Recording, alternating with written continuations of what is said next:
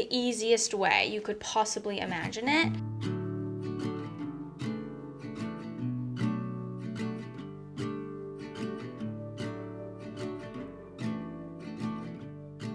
Hey, hi, it's Mads, and welcome back to my channel.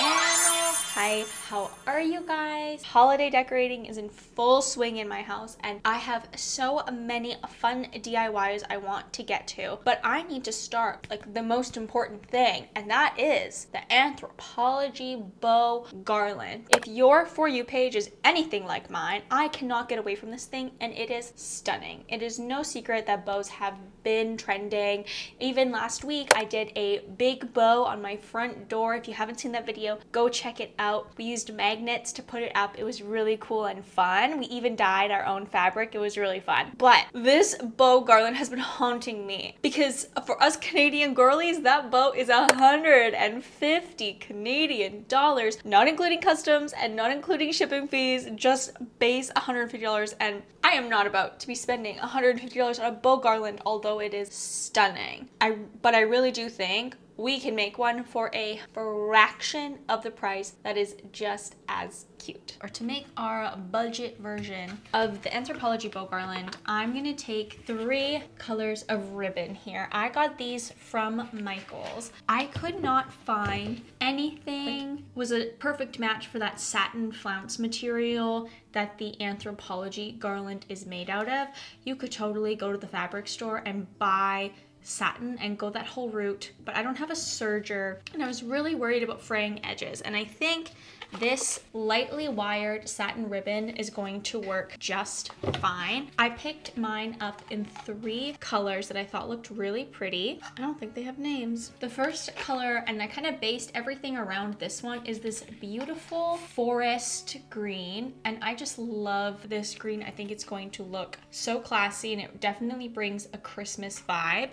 And then I chose this goldy bronze warmer shade. I thought that they contrasted really beautifully and went together and definitely gave Christmas energy. And to brighten it up and add another level of contrast, I picked out this really pretty, like almost lilac blue, and I just thought these looked so pretty together and are going to make a beautiful garland that isn't like red and green ice cream Christmas, but definitely has a winter holiday vibe, and I'm really into that. I really think that I think the Anthropologie one does that really well too, with the purples and blues and that magenta. I think this is just same sort of idea, but just a different color palette, and I think it's really beautiful. I've gone ahead and made a mock-up of what they are all going to look like. This wired ribbon really makes it so you can add volume and texture and really perfect your bows. I think it turned out really pretty. It is not an exact match for the Anthropologie one. The Anthropologie one has another set of bow inside, but with the way this ribbon was, this just looked way better than trying to do the double. The double just looked really muddy and wasn't clean, and this I think is just so classy and classic that it's going to give us a really pretty finished look. The only other material you're gonna need is some sort of rope or string to put it all together and turn it into a garland. You could just attach all the bows together, but I do love that the Anthropologie one has that like rope going through it, and I think we can mimic that. With this, I just had this macrame rope laying around. I think it goes nicely with these colors, and it will contrast on the black banister we have, and I think just add another layer of visual texture. Let's start making some bows. These bows are as easy to tie as your shoes. So if you can tie your shoes, you can totally make these bows and make them beautiful. The first step is to measure and cut our ribbon. For my garland, I'm using my arm length ×2, but I'm a short girl. I'm only 5'3", so if you're taller, use a little less, or if you're even shorter than me, you might need a little bit more, but play around with this. I made a tester ribbon that I cut extra long and played around with it until I liked the length, and use that as your guide to cut the rest of your lengths so you know you're gonna like the proportions of the ribbon in the end. Once your ribbon is cut, it's time to tie these together. Starting by finding the center point of your ribbon, I'm splitting the difference on either side of that center point until I have a loop in each hand centered on the center point. And then keeping the ribbon as flat as possible, I'm going to tie my bow just like you would tie your shoes. The trick here at this point is once the knot is made is to take whatever tail is hanging over the front and move it to the back. That is going to give you that super clean, flat look in the center of your ribbon and make it super easy to adjust and make everything look really clean. And now you have a bow, and you could stop here, but just futzed with it until I was happy with the proportions and how everything looked. These ribbons are wired, so you do get to place it where you want it and it will stay there for the most part. You could totally stop here, but if you want to add some extra polish, cut the tails of your bow at an angle. I prefer the long end to be on the inside edge of the bow, but you could really do either depending on the look you're going for. And to stop the cut edges from fraying, quickly and lightly run them through a flame to seal them. These are made from polyester, so the plastic will just melt and it will keep any of the edges from coming apart, and it will just give it that extra clean look. And that is how I'm gonna make all of my bows. Super simple and like the easiest way you could possibly imagine it. And you could always make it a little bit different depending on your style. I wanted to keep mine super classic looking and really just elegant. So I thought simplicity would be best here. Now I just need to figure out how many more of these I gotta make. I know I want the garland to go on this banister and I could measure it and I could do some math, but I'm just gonna do this the easy old-fashioned way and just kind of measure with this bow how many I'm gonna need and just kind of go along the edge here and do this, do the good old-fashioned measuring technique. 1, 2, 3, 4, 5, 6, 7, 8, 9, 10, 11, 12, 13, 14, 15. Oh, it's almost 15 exactly. Okay, and I want there to be a few extra. I don't want it to be like super tight up against there. I think I'll make 20 bows total and go from there while we're stringing it. I don't mind if I have some extras. I could put them places. So I think we make 20 bows total. That means I have 3 colors, so I'm going to make 6 bronze bows, 6 blue bows, and 7 green bows just because I like the green the best. So I'll make an extra green bow. Let's get tying. Little did I know,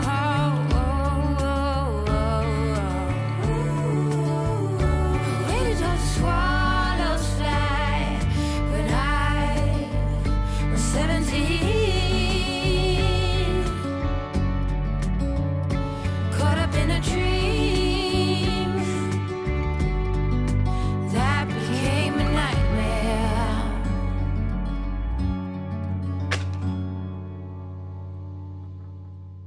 I've got all these bows made and I love this color combo. This color combo is just stunning and I'm so happy with it. I just think it's so pretty and it's like super classy and it doesn't like scream it's Christmas time, but it definitely does feel like festive still. I love it. Okay, it's time to work on stringing our rope. I did burn the end. I don't really think that's necessary. I just wanted to see what it did. So I'm gonna start stringing these on my string. I'm gonna take whatever side of the bow I deem to be the ugly side, that will be the back, and then holding the knot in the space, I'm just in the like thick of the knot in the center and just kind of make a hole in there, and I'm just gonna string this through just like that. And I'm going to leave it loose for now, and I can go back when they're all placed and tie it taut onto the rope, and they'll sit on there all by themselves. You could glue these down or anything. I like the ability to move it around still, so I'm not going to glue them, but I'm just gonna start stringing all the way down. And I'm gonna alternate colors, and I'll double up in some places and just kind of make it a little bit random. I'm not super picky on the color scheme. I do have more greens than I have blues, but that shouldn't be a big deal at all. I'm just gonna go in and string these all through, and I'm just gonna make sure the tops are all facing the same way. It's the only real rule here is that all the tops are going to face up. All right, I got all my bows strung up. I'm just going to tie a loop knot into the end here. Just tying a loop for the banister, and it's a slide knot, so I can adjust it if I need to. Let's string it up on the banister. I've got my big bundle of bows, and I tied this slip knot in it, and I'm just gonna tighten it over my banister here. And I'm gonna start taking the rest of my string down and secure it on the opposite end here. And I'm gonna do the same knot on this side over here. I have my string secured on the banister. I've got to start spreading out the bows.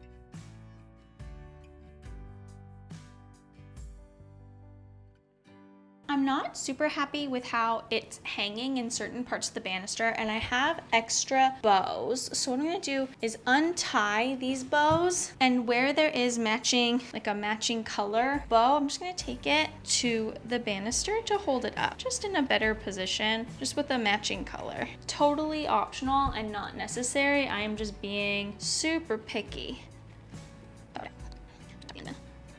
Just being really picky about the way it sits on the banister, because I don't want the cats to get at it. And it holds it up kind of there, and then it has a attachment that's the same color as the ribbon there to hopefully make it all blend in a little bit better. You can see it a little bit better with the blue. I'm gonna take this one right here.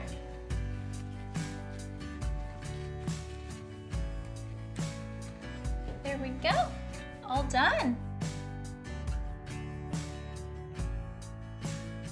It turned out so cute. I added in these little twinkle lights that my grandma had laying around, and oh my goodness, is this just not the most precious thing ever? And let me tell you, the original bow garland from Anthropology, which I will say is a little bit of a different look. The flouncy fabric, I will give that difference there. It is a disclaimer, this ribbon is different, but that one would have cost me close to $200 Canadian to buy it from Anthropology. And this altogether cost less than $50 for all the new materials, all the ribbon and all the rope, and I have so much left. I could make 2 more garlands this size with the amount of ribbon I have. So I think this was a total win and a total steal, and I would definitely recommend the DIY version versus it, especially if you're on a budget and you want to jump on the trend. So this was so fun to make. It was super relaxing too, just tying all those bows and stringing them up. It was a really simple process. So thank you guys so much for hanging out with me. If you decide to make your own, or you have a color combination in mind, let me know down below or tag me on it in Instagram or on TikTok. Please let me know. I'd love to hear from you guys. I will see you on Wednesday with another holiday video. I'll see you then. Bye.